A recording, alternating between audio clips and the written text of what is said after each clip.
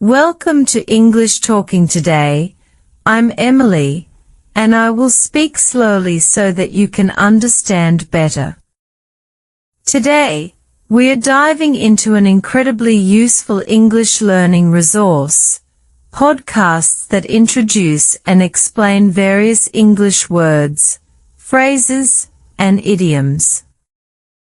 This type of resource is fantastic because each segment focuses on a new term, providing its definition, example sentences, and a short dialogue to illustrate its usage in context.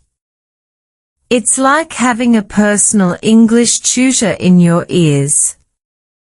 Let's explore some of the valuable vocabulary you can learn from such a podcast. The first word we'll discuss is stunning. Stunning is an adjective that describes something extremely impressive, beautiful, or surprising. We use it to talk about things that are so amazing they make us stop and look. For example, the sunset over the ocean was stunning. This means the sunset was so beautiful that it amazed people who saw it. It was truly impressive. Another example. She wore a stunning red dress to the party. This implies her dress was so beautiful and impressive that everyone noticed and admired it. When using stunning, remember it's an adjective, so it's placed before nouns. For instance, you can say a stunning view or the actress is stunning.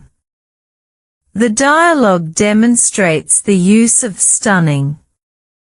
In a previous episode, an example of a stunning view was the Grand Canyon. The size and colors of the rocks made it incredible.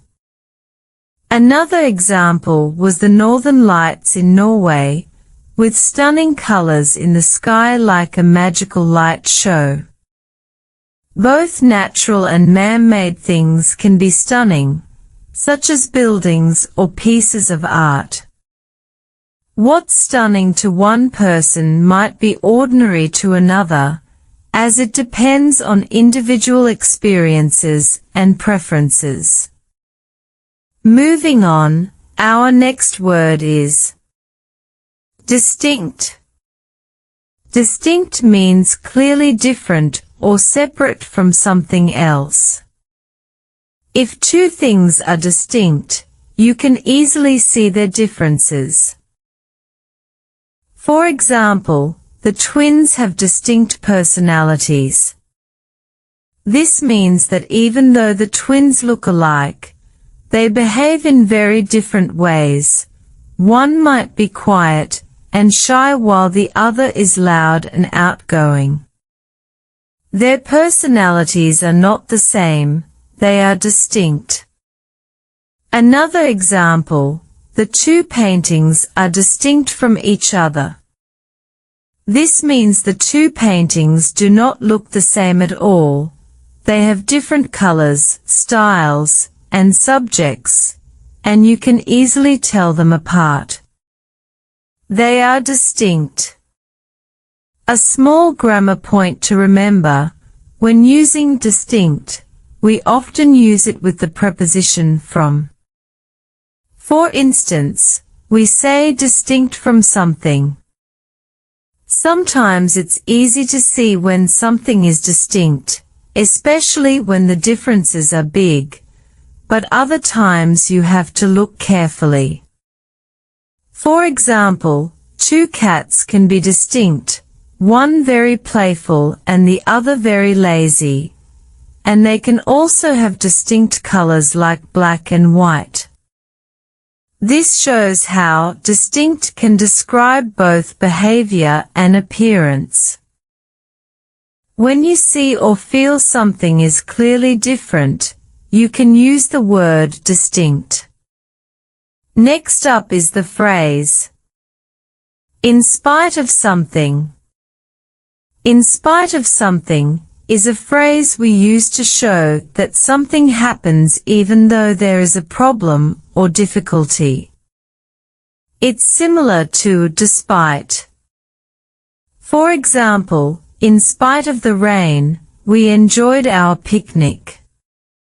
This means that even though it was raining, which usually makes picnics difficult, you still had a good time.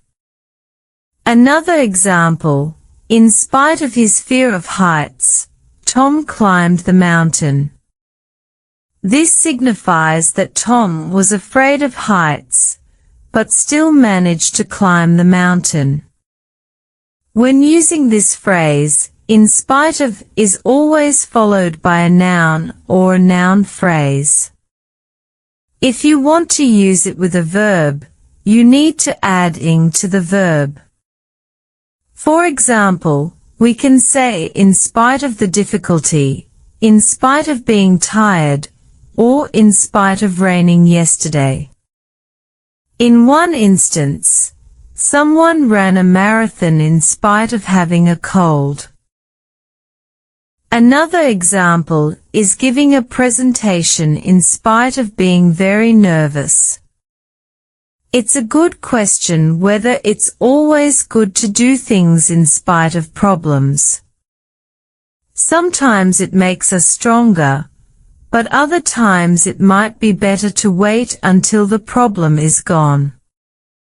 For instance, if you're very sick, it's probably better not to go to work in spite of having important things to do, because health is more important.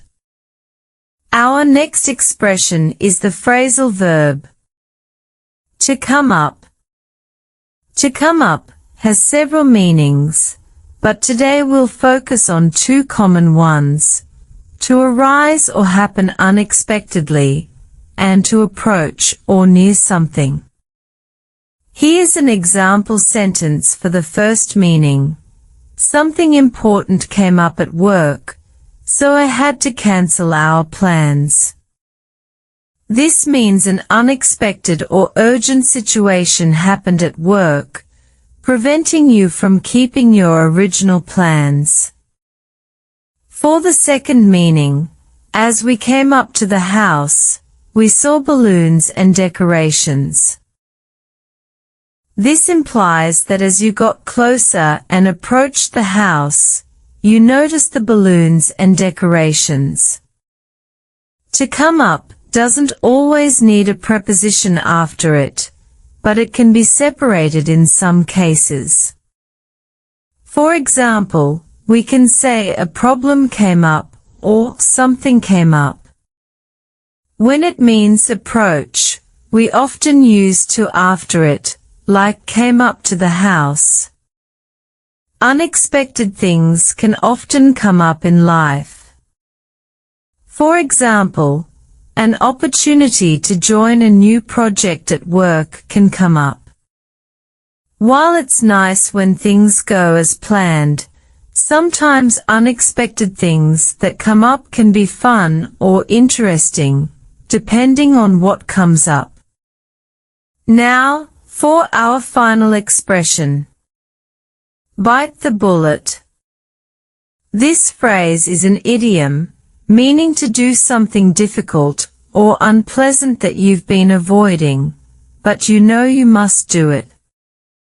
When we bite the bullet, we decide to face a tough situation instead of putting it off. Here's an example. I finally bit the bullet and went to the dentist. This means the person decided to go to the dentist even though they didn't want to, because they knew it was necessary. Another example. She bit the bullet and told her boss she was quitting. This means she finally told her boss she was leaving her job, even though it was hard to do. For example, someone had to bite the bullet and clean out their garage, which they had been avoiding for a long time. It was hard work, but they were happy they finally did it, and the garage looked much better. That's often how we feel after we bite the bullet. It's hard at first, but we feel good afterward. While usually it's good to bite the bullet, if you're unsure about a big decision, like changing jobs, it might be better to think about it more before making it. Sometimes we need more time for important choices. Now, let's look at another set of valuable words and phrases. A listener, a fanfare, requested we explain one of today's words, so thank you for your contribution. The first word in this new set is cruel. Cruel means very unkind and causing pain or suffering to others on purpose. When someone is cruel, they do things that hurt other people or animals and they don't care about the pain they cause. Here's an example. It is cruel to laugh at someone when they are sad. This means that making fun of someone who is feeling sad is very unkind and hurtful. Another example. It's cruel to leave a dog outside in very cold weather. This means leaving a dog in the cold is very unkind and can cause the dog to suffer. Grammatically, cruel is an adjective, so it describes a noun. We often use to after cruel to show who or what is affected, for example, cruel to animals, or cruel to each other. Unfortunately, sometimes we see cruel behavior. For instance, someone once saw a group of kids being cruel to a cat, throwing stones at it. It's important to speak up in such situations and explain why it's cruel, and help the animal find a safe place. We can use cruel to describe people, actions, or situations. And we often use cruel to when talking about who or what is affected. For example, he was cruel to his little sister. Kindness is always better than cruelty. Our next word is to brag. To brag means to talk proudly about your success or possessions in a way that makes other people feel impressed or jealous. For example, my friend always brags about his new car and how much it costs. This means that my friend is talking proudly about his new car and how expensive it is in a way that makes other people feel impressed or jealous. Another example, she brags about her perfect grades, but she never helps anyone else in the class. This means she talks proudly about her good grades, but doesn't help her classmates who might be struggling. One thing to note is that to brag is usually used with the preposition about. So, you brag about something. It's fine to be proud of your achievements, but you have to be careful not to make others feel bad or left out. Bragging too much can be really annoying sometimes. It's about finding the right balance between being proud of yourself and not appearing arrogant. The most proper approach is to celebrate your achievements without making others feel disturbed. The key is to be humble and grateful instead of bragging. Know your achievements, but don't talk about them all the time. Next, we have take part in something. Take part in is a phrasal verb that means to be involved in an activity or event with other people. When we take part in something, we join or participate in it. For example, many students took part in the school play. This means that many students were involved in the play. Another example, I like to take part in community events. This means I enjoy joining and being involved in activities that happen in my community. Many enjoy taking part in sports events, like a local soccer tournament. Others like to take part in cooking classes, learning to make bread. It's important to know that we usually use a noun or noun phrase after it. For example, take part in a race, or take part in the discussion. This makes it a very useful phrase for talking about joining any kind of activity. Taking part in things is a great way to meet new people and learn new skills, helping us make friends and try new experiences. Now, let's talk about lead to something. Lead to something means to cause something to happen, or to result in something. It's often used to show that one thing causes another thing. It's important to note that lead is followed by the preposition to. Here is the first example sentence. Eating too much sugar can lead to health problems. This means that eating a lot of sugar can cause you to have problems with your health. Another example, studying hard can lead to good grades. This means that if you study a lot, you can get good grades in school. Exercising regularly is very important. It can lead to many positive things, like better health and more energy. Exercise can lead to a happier life, because when you are healthy, you feel good. Besides exercise, spending time with family and friends can lead to happiness, because when you are with people you love, you feel happy. Having good relationships with family and friends can lead to a lot of joy and support in life. So, to summarize, lead to something means to cause something to happen. For example, exercising can lead to better health, and his actions could lead to him losing his job. Remember, lead is followed by the preposition to. Finally, let's cover beat around the bush. Beat around the bush means to avoid talking about something directly. Instead of saying what you really want to say, you talk about other things.